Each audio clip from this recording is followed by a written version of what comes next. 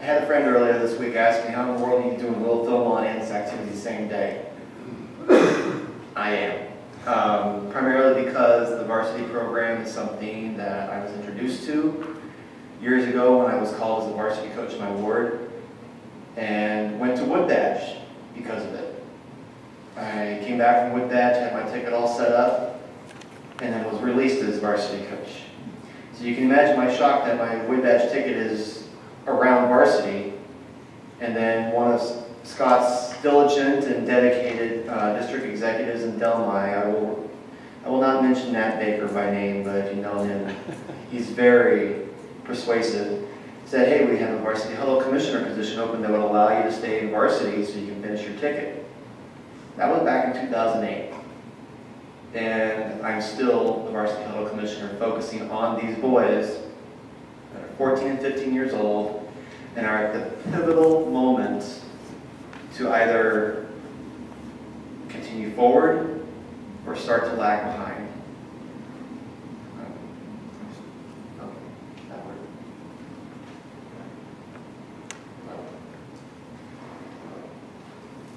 So overall, the varsity program was created to bridge where we start to lose the boys.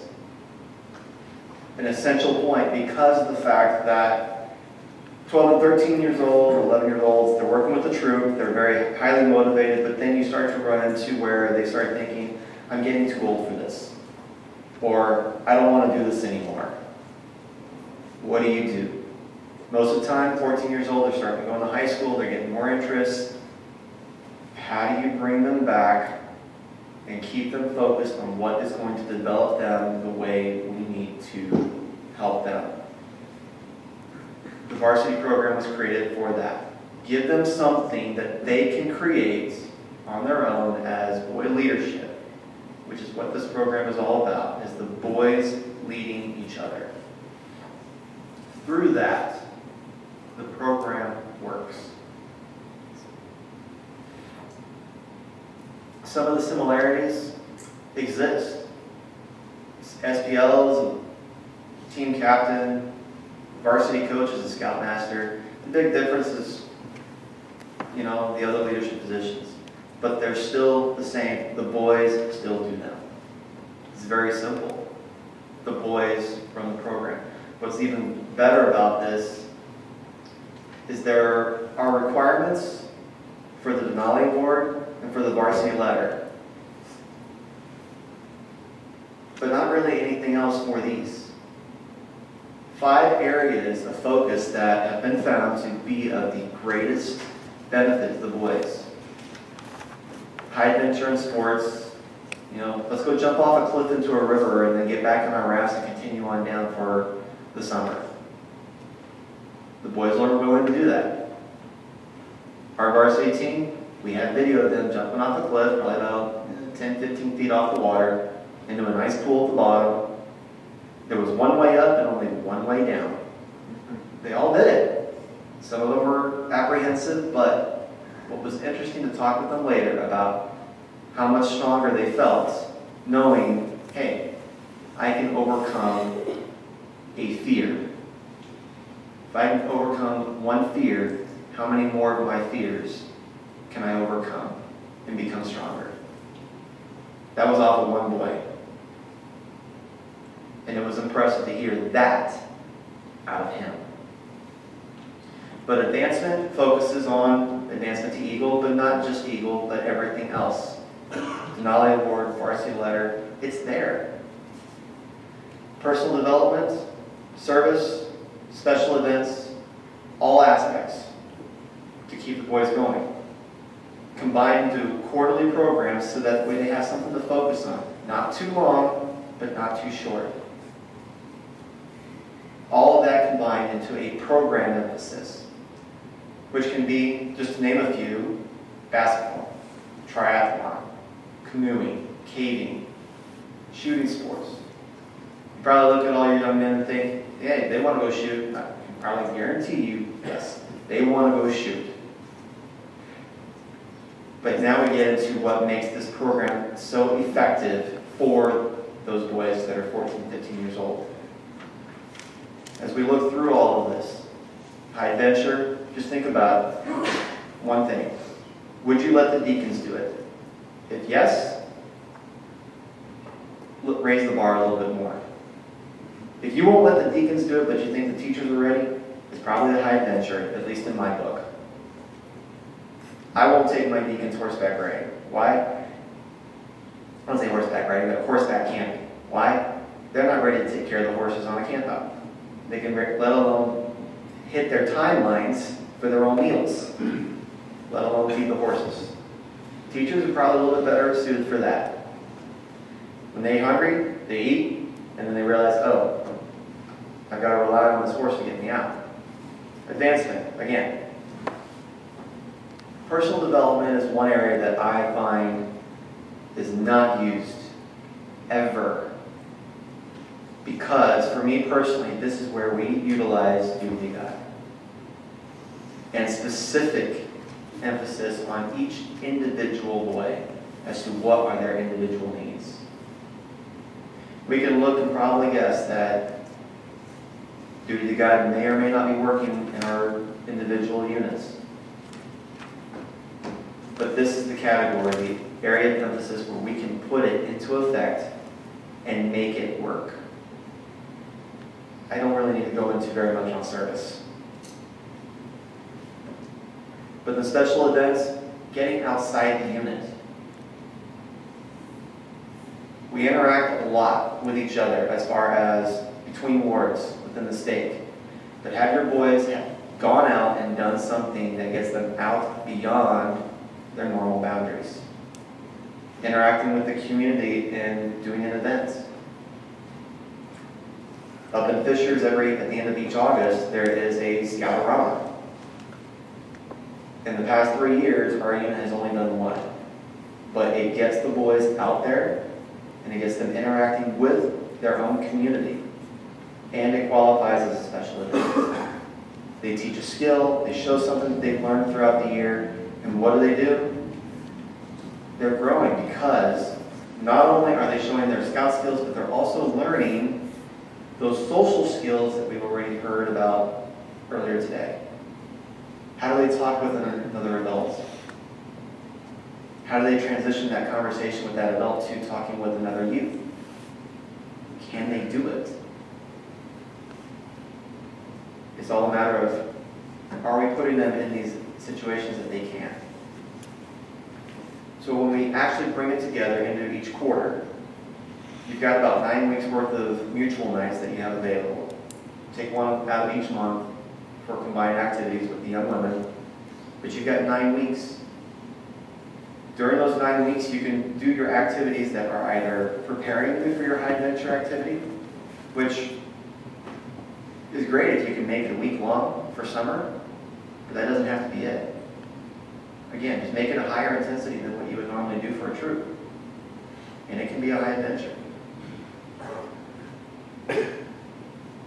But are those 9 weeks that you have available, are you helping those young men prepare? Are you showing them how to do it?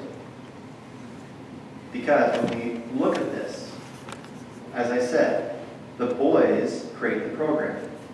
Literally, there are no requirements. If we go back to this list, there's nothing specific to anything up here as to what they need to do. The boy, the team captain, authorizes the requirements, one for each category. And when each boy in the unit has accomplished those requirements, he earns the varsity pin for that activity. In addition, hopefully, to the varsity letter which goes on their badge sash. So how does this help the boys later on? These are opportunities where they are learning and pushing themselves. And when they sit before an Eagle board and they're seeing the Eagle progress, and there's this gigantic gap between merit badges, service hours, Eagle projects, and finally their border review, they then look, oh, wait a minute, you've got all this varsity activity progress. You've earned your varsity letter. You've earned 4 or 5 pins.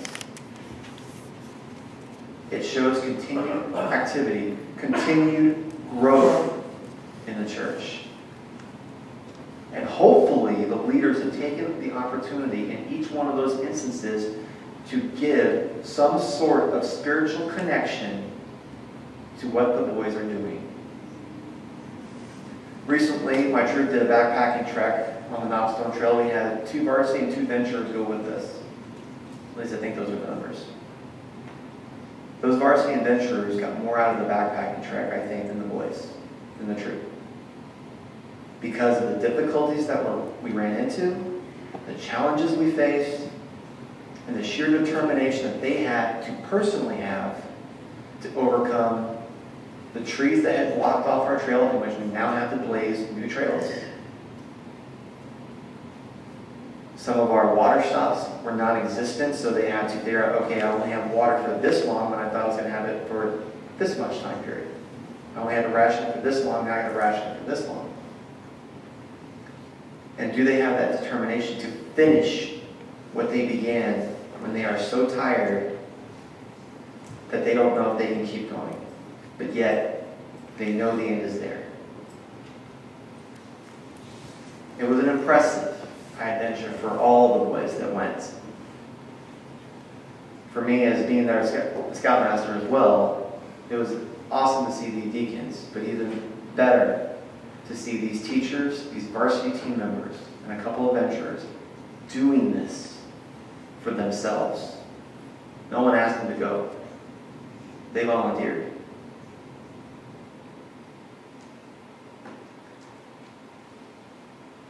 But overall, what I've seen with the Delmi district is various opportunities where varsity teams have joined in with district camporees. They don't want to do the stations with the deacons, with the troops. To them, they feel they're already above that. But why not put them in there as staff? Volunteer them as staff members to run a station. We've already been to 2 camporees over the past year and a half.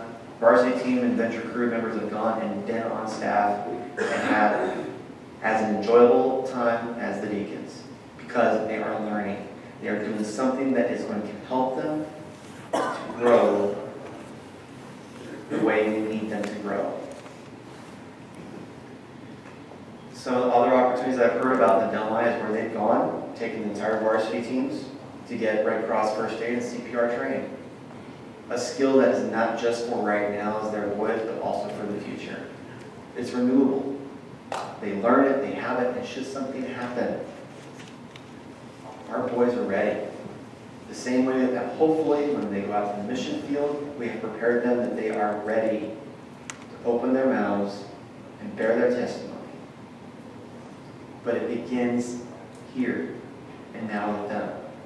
We've got all this emphasis in the troop, but if we let them have the thoughts that they can slump a little bit, they can kind of relax, they'll take it. We've got to keep them engaged and keep them active, but they're going to slump. And then when they get to venture,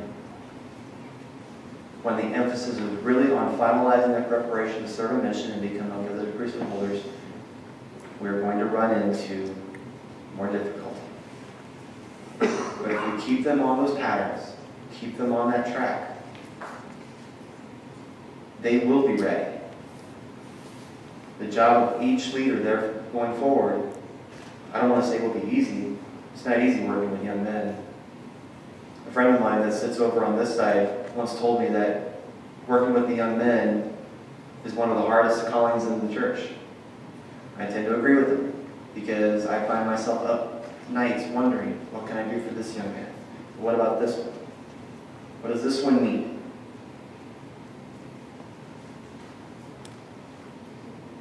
We can't lose them. And when they're 14 and 15 years old, they're at a critical age.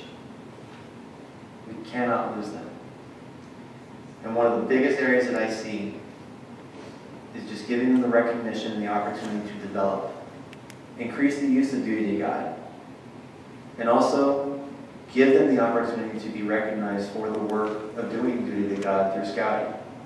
The On My Honor Award is simply Star Scout and complete one certificate. Complete the requirements of the teacher certificate of the duty to God, and they've earned their religious square none. It's not hard. And every one of our boys should be receiving it. Another area, as we've also talked about, is the training. It is hard. It does require time. But it will be worth it.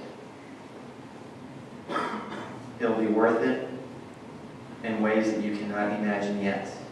But as you see those boys grow, you will see them become men where a boy once stood. And this I share with you in the name of Jesus Christ. Amen. Amen.